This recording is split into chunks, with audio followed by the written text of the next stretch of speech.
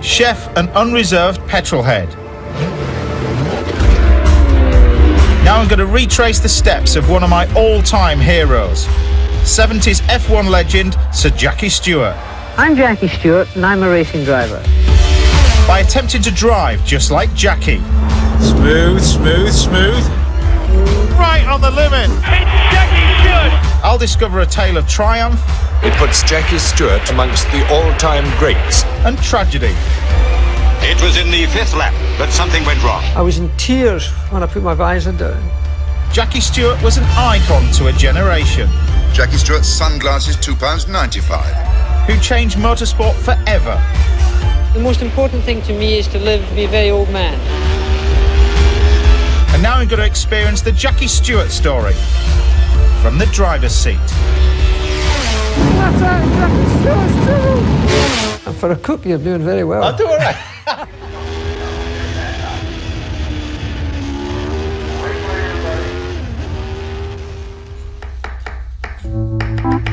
Since becoming a head chef in my early 20s, there's always been something else in the back of my mind. Cars. Pretty sure I'm a petrol head. I've got olive oil through this vein, and I think I've got petrol going running around this vein. Motor vehicles are a huge part of my life. I like model cars. When I bought this house, it was a small little sort of 2-bedroom bungalow. One of my idols there, the legend, Steve McQueen. Bedroom bike. I actually didn't live in the house because the first thing I built was the garages. Starting to get into the boys' room now. And the garages had underfloor heating, they were air-conditioned, fuel pumps here. Nelson Piquet's helmet, classic. I was having a bath with a measuring jug to wash my hair. Rolls-Royce Phantom Coupe, one of my pride and joys, 288 GTO, 1985. And I lived in that for 7 years while the cars were living in luxury. But, you know, for me, I'm in a dream. Love this guy. You can always hear the turbo whining. To me, the 1960s and 1970s for Formula One was a magical era. But when you're looking back at those old races, these cars were like sideways most of the time, you know, proper driving. I think out of that era came huge legends, the most famous of which is, of course, Sir Jackie Stewart. Nobody has ever seen the finish of a motor race like that.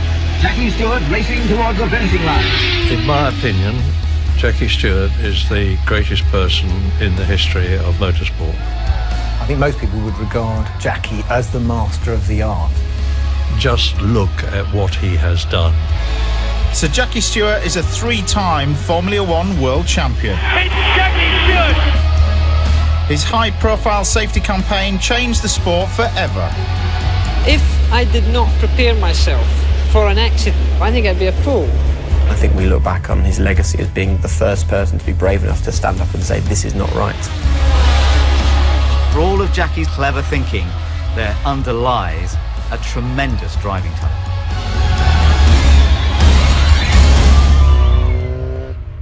With the 70s icon as my guide, now I'm going to retrace his steps before driving his legendary Tyrrell Formula One car for myself. To be honest, I'm actually quite nervous.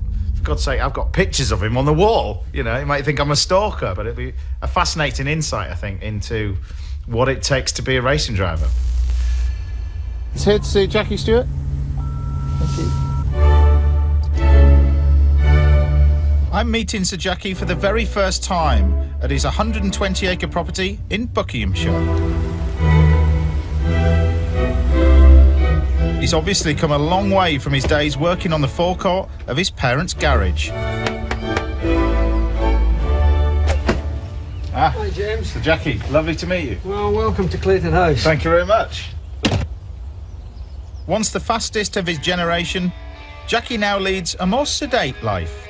I like the cows. First, we headed to Jackie's barn, which, like any agricultural storage facility, is packed full of F1 cars from his days as team manager. And some of the silverware from his 27 wins, a record that stood for 14 years. And this is just a small selection of what you've got. I gave all my big ones away. That one there is when I won the Nürburgring by 4 minutes in a very wet and foggy day. So that might be my most cherished. Nürburgring is, what was it then, 13 miles? 14.7 miles around. 180 odd corners or something? 187 corners, yeah. For a cook, you're doing very well. I do all right. I do all right. Next, Jackie wanted me to meet his wife, Helen, a woman to whom he attributes much of his success. Helen, this is James. Hi there, Lady Helen. Great to see you. Jackie has been with Helen since the tender age of 18. So press that. And they're still very much in love. I get shivers. When Helen and I met, I walked in and there was Helen, and there was a number playing. When that happened, we'll never forget it. It was Love Letters in the Sand. There can't be that many jet-setting icons with 50-year marriages. But then Jackie Stewart isn't your typical racing legend. The journey that you went on, what was that moment like when he won the Formula One World Championship for the first time? I couldn't believe it because I was so proud of him anyway, and the fact that this had happened to us.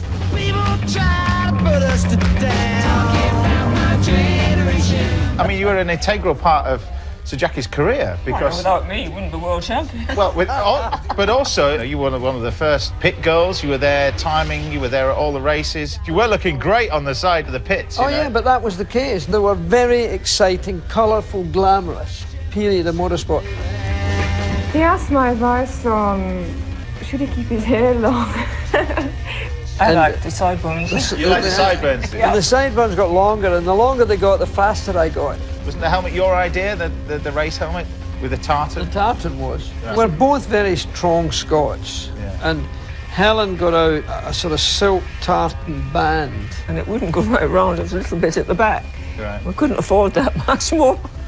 The Scottish thing, it was a big deal.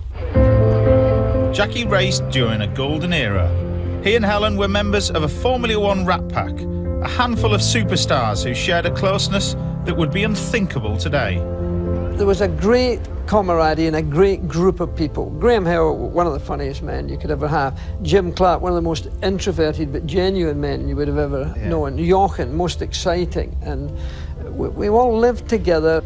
And with that, so many people were getting killed. And therefore, people acted in a different way. I mean, one year we had in 4 consecutive months somebody die. And that was the most difficult time for Helen because all the wives hung out together. And we had 2 little boys. That was my biggest fear, that something would happen and Helen would be left with them. Paul came to me one day, he says, Mummy, when's Daddy going to die? Really? And I said, who told you that? And he said, school. I said, well, let's just say a wee prayer and hope he doesn't. That really hurt me. Yeah. And I said, look, I'm very careful. I didn't take any chances, and I've got great people looking after me. The reality was, you know, I was awfully safety conscious. I think the closeness we had in those days has washed through all our life, where we've been together for such a long time. And the boys have grown up healthy, and we've now got 9 grandchildren from 2 boys. Not bad batting average. But I wanted to go back to the very start of the story. And I was about to discover that Jackie's love of cars began on the forecourt of his parents' garage. Well, this is something special. Right. My mother Yeah. had an Austin Atlantic. It was blue. Right. And nobody else had them. Can you imagine in Scotland? I'd never seen one before. It was a way ahead of its time. There we are. Good. And we're off. Yeah. Growing up, Jackie couldn't wait to join the family business as an apprentice mechanic. After all, his school years were the most difficult of his life. When I was 15, left school with a dyslexic problem. I was a disaster at school. When you can't keep up with the rest of your friends, it's not a nice thing. You're called stupid, dumb and thick by your teachers, and that was a fact.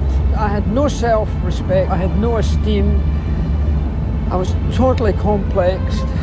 I mean, I was bitter and twisted that I was so much of a failure inside of me. So I had to prove myself, I suppose, looking back now. And prove himself he did, but not behind the wheel.